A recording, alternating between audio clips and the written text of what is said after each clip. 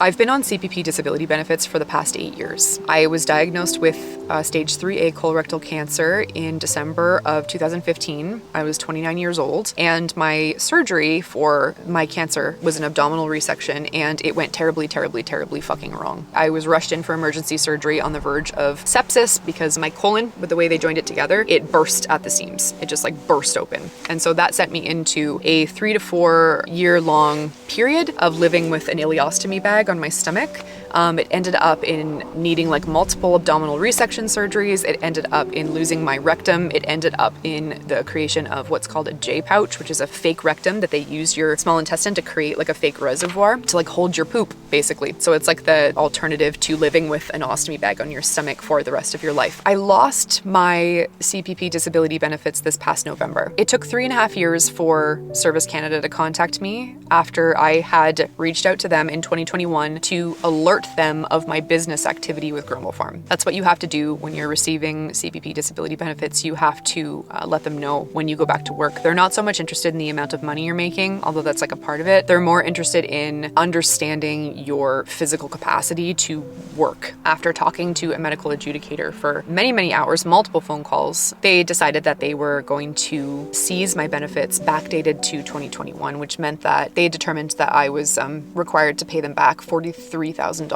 worth of overpayments from 2021, which is when I kind of like officially launched Grumble Farm and started running it as an online business at the time. I was trying to contact them back then to let them know about this, and I couldn't get a hold of anybody. I called them 5 or 6 times, and at the time it was the middle of the pandemic, and getting through to any federal government organization or like department, was almost impossible. And so I ended up sending them a letter, and I mailed it to them with like the option that they had to sign it, just so I knew that they got it for sure. And I didn't hear back from anybody until 3.5 years later. That was how long it took them to actually like go through their shit and get back to me. And so anyway, they were asking me tons of questions about Grumble Farm and like what the work activity is and what the business is, and what I had gotten up to over the past few years. And I had to explain over and over and over and over and over again like what content creation is and like what an influencer is, and like they didn't understand any of it. They didn't know what the hell I was talking about. They had no clue. And in the end, they decided that they thought that my launching Grumble Farm online, like Patreon and like writing online and stuff like that, was indicative of my capacity or my ability to work. And so they seized my benefits, like pulled them out from under my feet in November of last year. So I'm going into month 6 without having disability. The only other income that I had at the time, so in November,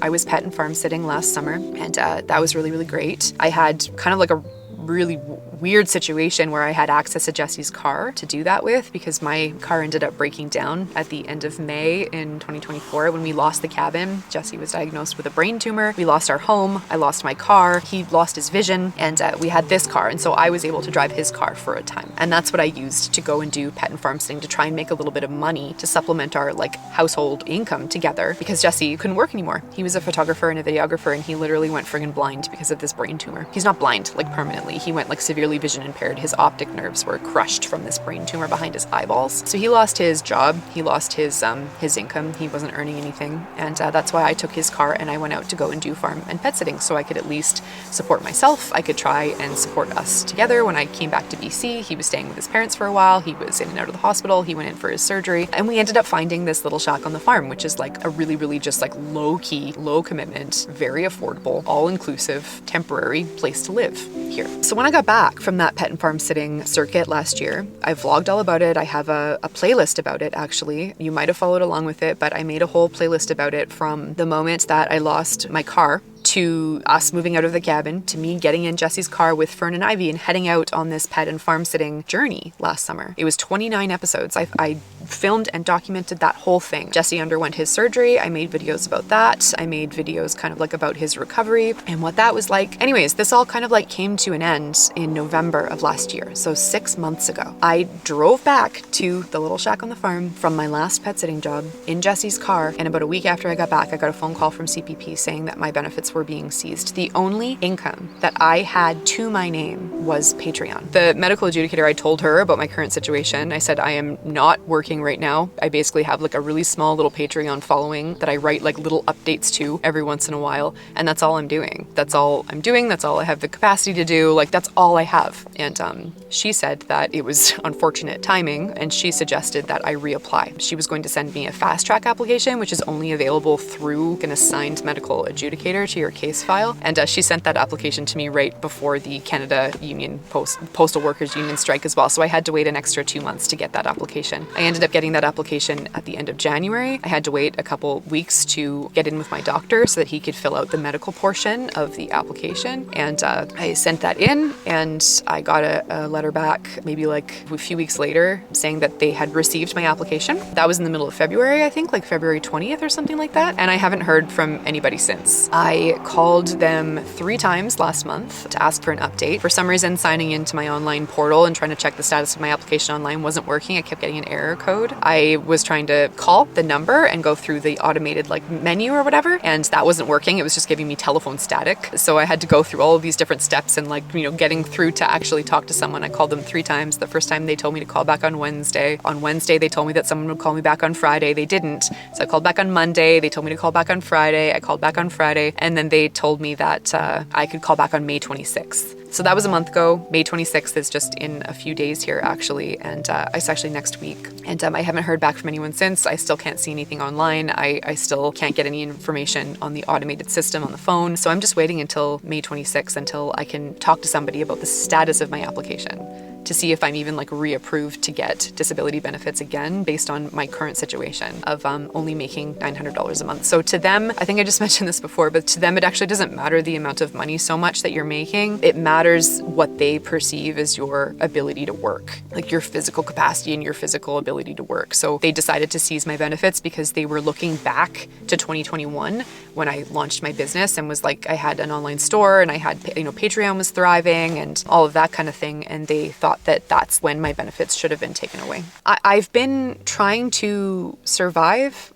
on $900 a month since the end of November. And I had a little bit of available credit left on my credit cards, some overdraft. I have like a line of credit that is all used up now. And every month for the past 6 months, I've just been like sinking a little bit deeper and a little bit deeper and a little bit deeper and a little bit deeper and a little bit deeper. And I've finally reached a point where like I'm almost maxed out. Like I'm almost like at the end of all of my available resources to survive and get by as I wait for an answer for my CPP disability benefits. And there is a stigma around disability and people that receive disability benefits, especially people that aren't like extremely physically disabled, like obviously physically disabled to like the human eye. There's this stigma from people who work very, very, very hard at their jobs, and they think that people that are on like welfare or that are receiving disability are lazy and that they're kind of like using the system so that they can like live an easy life and not work. And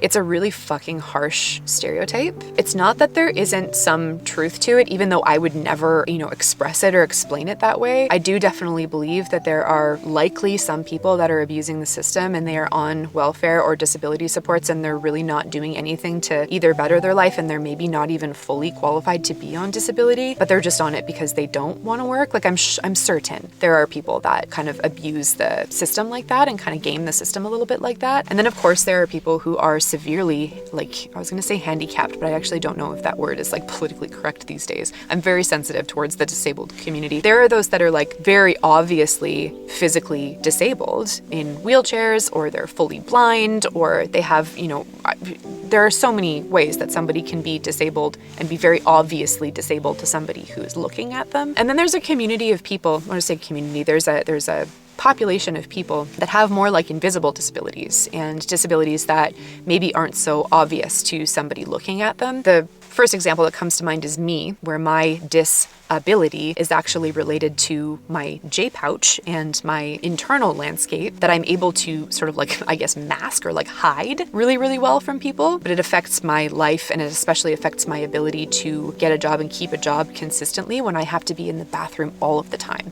And this is like a very taboo topic. Like I'm talking about poop and going poop and having to go number 2 all of the time. and, gas. And I get like these, so my intestines, because they were so fucked up and they had to do so many surgeries, they have really, really thick adhesions, which are like just thick bands of scar tissue. And I don't know what it looks like, but I'm sure like my colon is probably twisted or kinked in some areas. Thankfully, not to the point of like experiencing major bowel obstructions, but I experience minor bowel obstructions all of the time, which basically means that if I eat the wrong thing, or basically if I eat any time, but if I eat the wrong thing, or if I eat too fast, or if I'm not drinking enough water, I will get like, I will become like basically bedridden with abdominal cramping. Not sure if any of you guys know what a bowel obstruction feels like, but it's absolutely horrible. Major bowel obstructions require you to go to the hospital, and minor bowel obstructions, you can kind of like help them pass like at home, but you can't do anything. You have to like lay down either like in a bath or with a hot water bottle. You just have to lay on the couch or in bed until it passes. You can't walk, you can't stand upright, you can't do anything. And so my physical capacity to do tasks and to do things is normal. I'm very, very proud of myself for how I've recovered from everything I've been through with cancer, thinking about just like how weak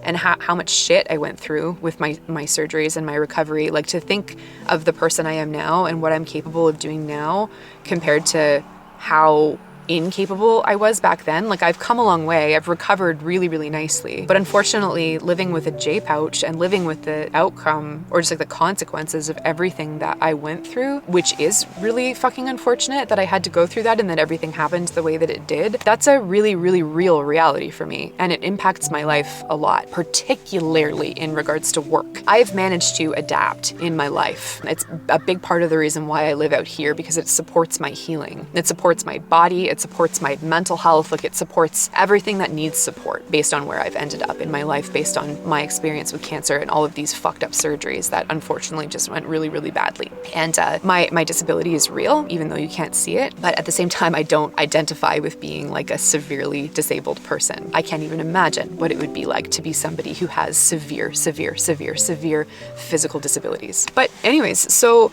there is a stigma around that. And I think it's a spectrum that isn't quite really recognized by these people that just say to me, for example, like, well, just get a job.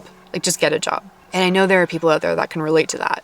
I think the people that say that must be so unhappy with their life and must be so unhappy with their work. And they must be so resentful that they have to work hard, but they perceive someone like me who's making YouTube videos and sharing about my life on the internet, they perceive that as lazy and entitled. So yeah, we're into May now, and I was up all night last night fighting anxiety about what the fuck I'm gonna do. I got a little notification on my email and it's like, your account is overdrawn by $283, and that's because my cell phone payment came out. And so I'm in overdraft $283, and my credit cards are almost at their limit. My line of credit is at its limit, and the only money that I have coming in is Patreon at the end of the month, which is about $900. And it's probably gonna be even less because it's been like less and less and less each month. I don't know what to do.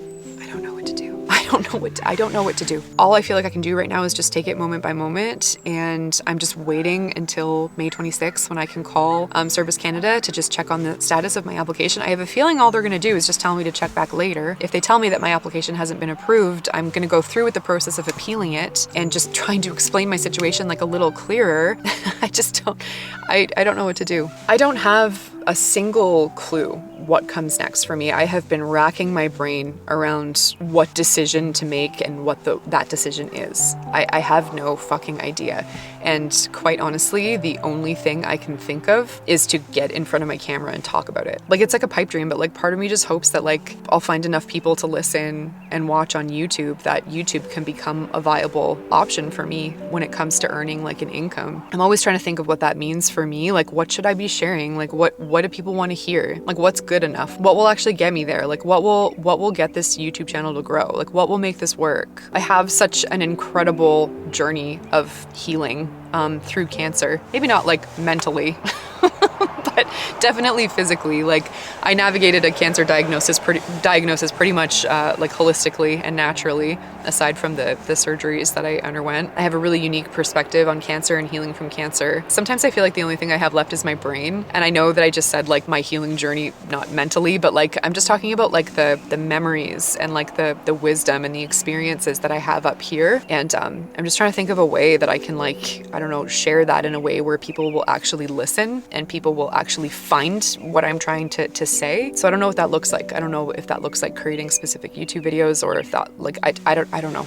I don't know. I have to stop just like trying to figure this out right here on the spot. I think documenting this in the moment and documenting this as I'm going through this is going to be interesting, because regardless of whether or not I figure it out, like, life continues keeping on. I continue getting older, like time continues passing no matter what, and things are going to shift and change whether I want them to or not. Like, I can't just sit here feeling stuck and immobile forever until like all of a sudden I just die, like here on the little shack on the farm. Like, no, like shit's gonna happen one way or another. I just don't know what it is. I'm just gonna be like capturing that process, I guess, as I sort of figure it out, as things happen and come up. I really don't know. I really don't know. Guys, I know nothing. I've been working out lately. You know, that's another thing that is within my control that I can use my time doing that is of nothing but benefit to me. So I've been using kettlebells, and I've been doing kettlebell training, and I just do that inside at the little shack on the farm in the living room. I roll out my yoga mat, and Fern and Ivy sleep on the couch, and I just I have been going through like a kettlebell kind of circuit training routine, and just trying to get stronger and trying to keep like my body physical and active, so that I just don't